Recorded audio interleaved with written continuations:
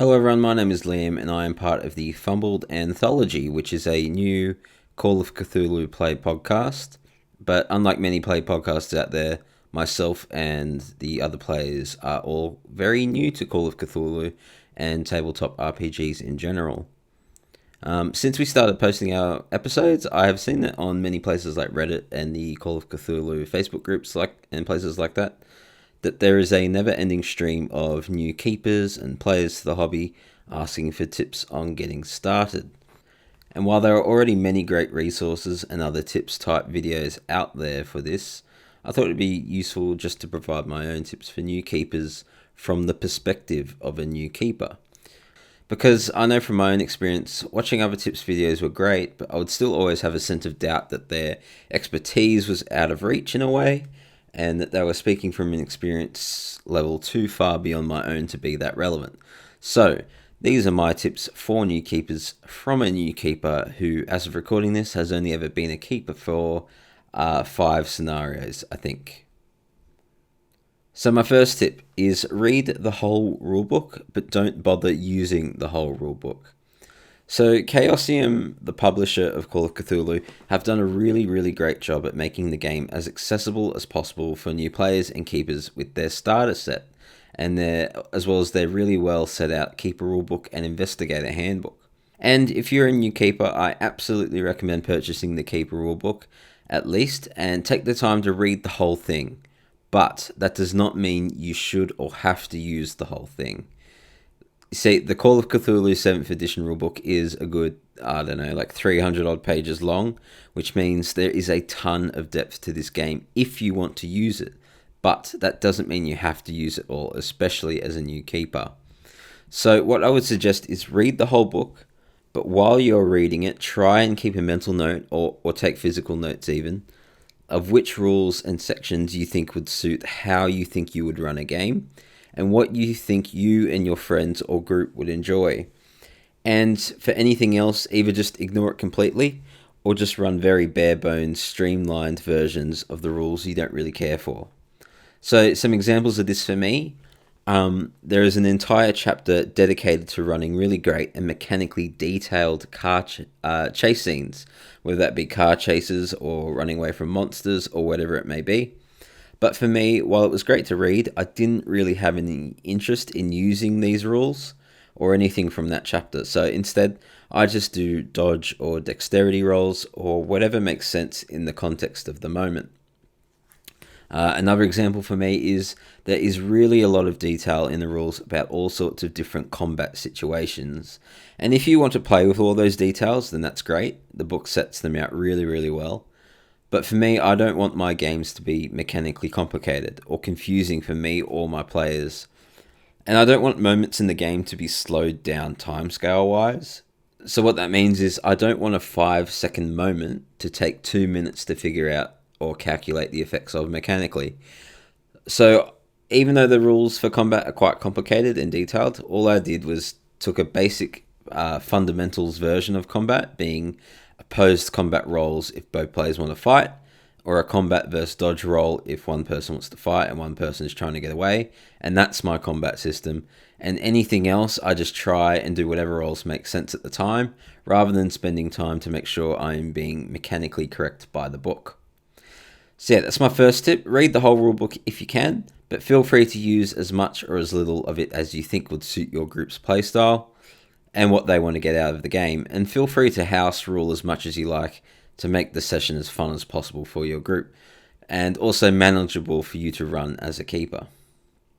My second tip is take the time before playing with new players to explain what they can expect with a Call of Cthulhu game.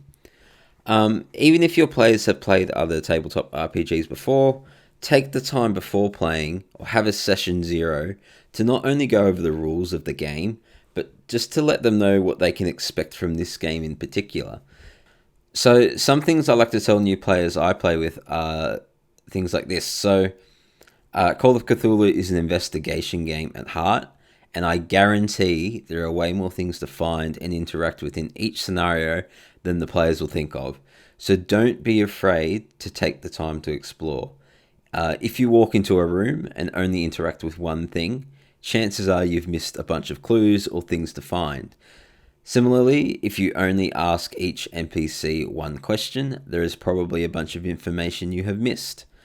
But at the same time, don't try and game the scenario. Just do whatever you think makes sense for your character to do, and don't be afraid to explore as much as you think your character would explore. Because trust me, there are things to find. Another thing I tell my players is the best way to survive combat in Call of Cthulhu is to just not get into combat in the first place. And that's not a warning that they shouldn't get into combat. Combat is obviously very fun as well, but combat just does not last long in this game. You either win a fight very quickly or you lose a fight very quickly. So just be careful with your actions if you want your character to survive for a bit longer. Another thing I tell them is you don't necessarily have to win the scenario. There are many scenarios in Call of Cthulhu where you will just never really find out what is going on at all.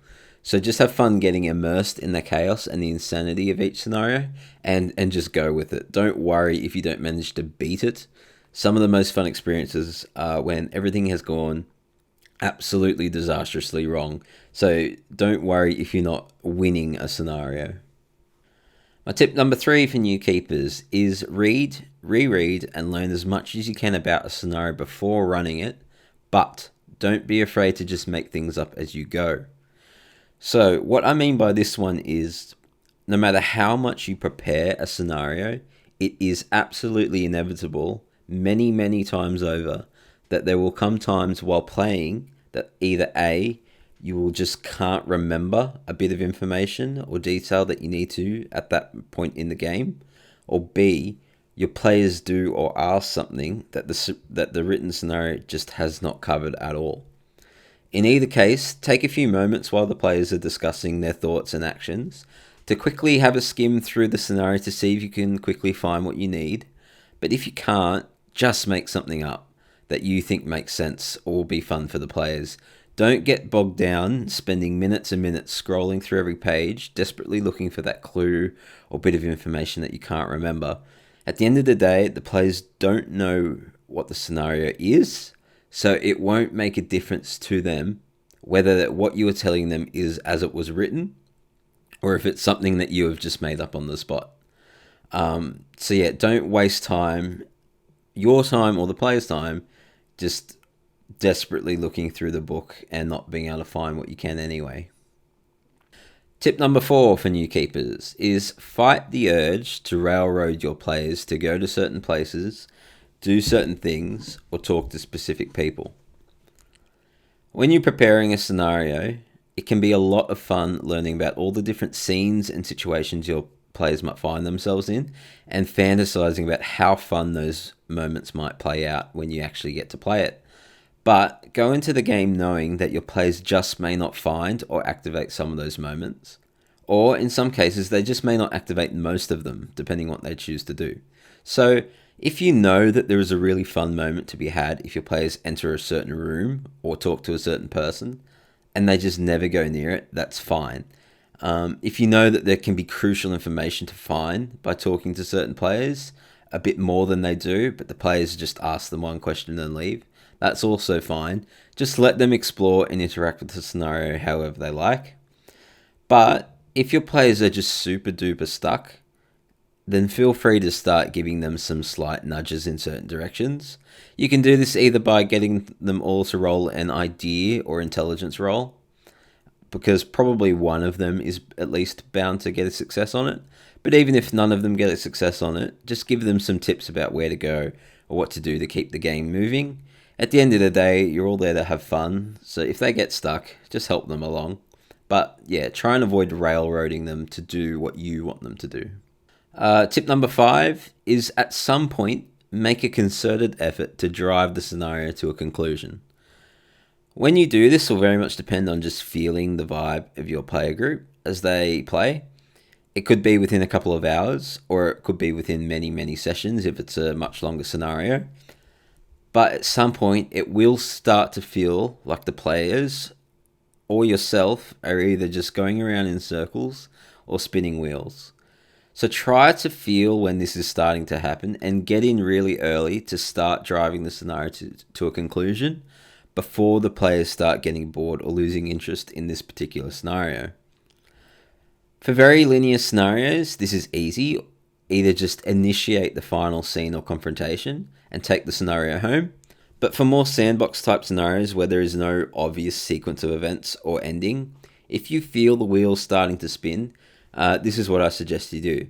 First, take a moment to pause the game, then either directly ask the players themselves what they would like to achieve in the scenario, or just get them to discuss it amongst themselves. And depending on the scenario and what has happened in the game so far, that could mean going all in and trying to save the world or stop whatever is happening.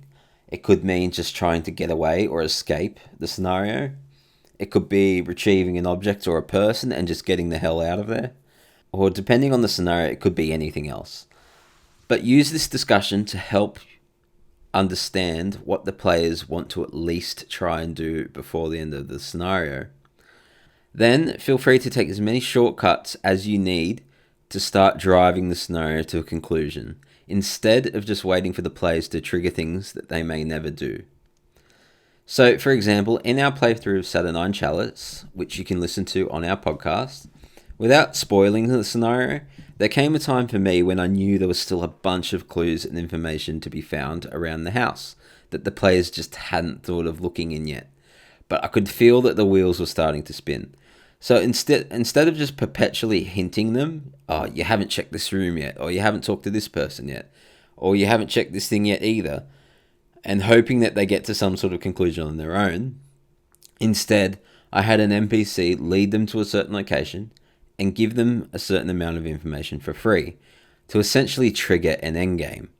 I wasn't necessarily forcing the players to do anything in particular, just helping them initiate and drive the scenario to some sort of conclusion.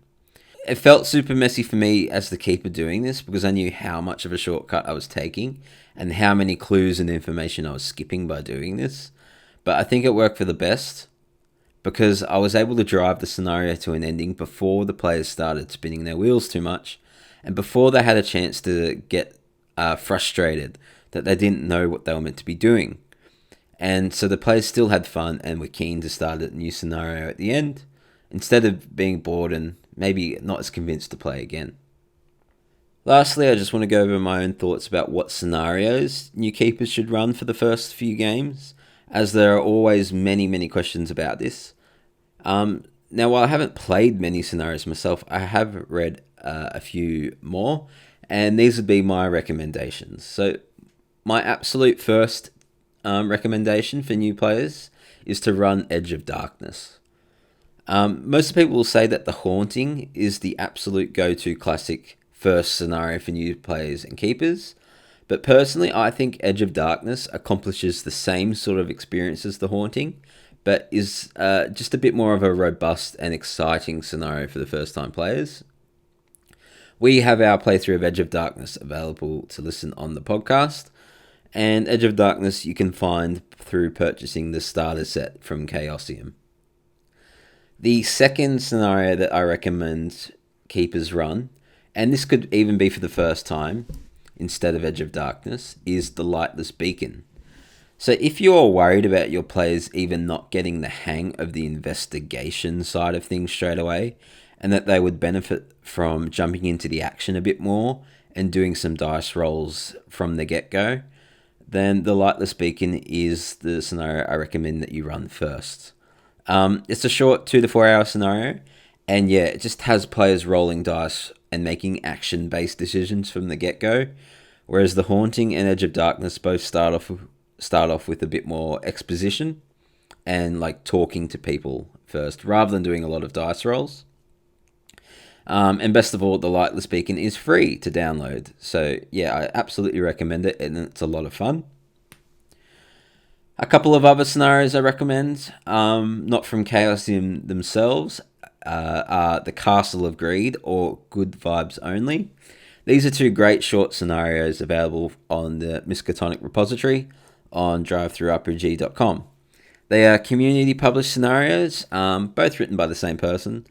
But I think both of them are simple enough to add to the pile for first-time scenarios. There are many, many, many great community-published scenarios to purchase on DriveThruRPG, but the vast majority of them are really great and intricate scenarios that I'd recommend you play once you've played a few games, or at least one game, because I think you'll have a lot more fun with them once you've got a few of the better starter scenarios under your belt. Not because they're necessarily harder, a lot of them are harder, but even the simpler ones, I think you just have a lot more fun if you don't use them as your first playthrough. After that, what should you do next? After those scenarios, what do I recommend you do next? Honestly, just read any scenario that you think sounds interesting to you, and if you can strongly imagine yourself running it whilst you're only still reading it for the first time, just give it a crack. But otherwise, if after one reading of a scenario you aren't fully convinced that you will have fun with it, or you are worried that it might be a little too complicated or tricky for you for now, then just keep it on the back burner and come back around to it later. Finally, with regards to the campaigns, I'd say don't bother with the longer campaigns for now if you are new to the game. Masks of Nyarlathotep and Horror on the Orient Express are two of the absolute juggernauts of tabletop RPG campaigns, and even I couldn't hold back the temptation to purchase one of them, but just don't try and start with these. Get some good one-shot experience under your belt first, as you'll have a much better time when you finally get around to running these longer campaigns. So yeah, if you're new to the game, just don't bother with these first. Feel free to purchase them and read them if you like, but yeah, do not start off with these. They're just too complicated and intricate for a first-time keeper. So there you go. Those are my tips for beginner keepers from a beginner keeper. Let me know how your first games go and what other tips you have and lessons you learn. And yeah, check out our play podcast, The Fumbled Anthology. Link is in the description. As of recording this, we have The Edge of Darkness and the start of Saturnine Chalice up there to listen to. So yeah, give those a listen and let me know what you think. Catch you later, guys.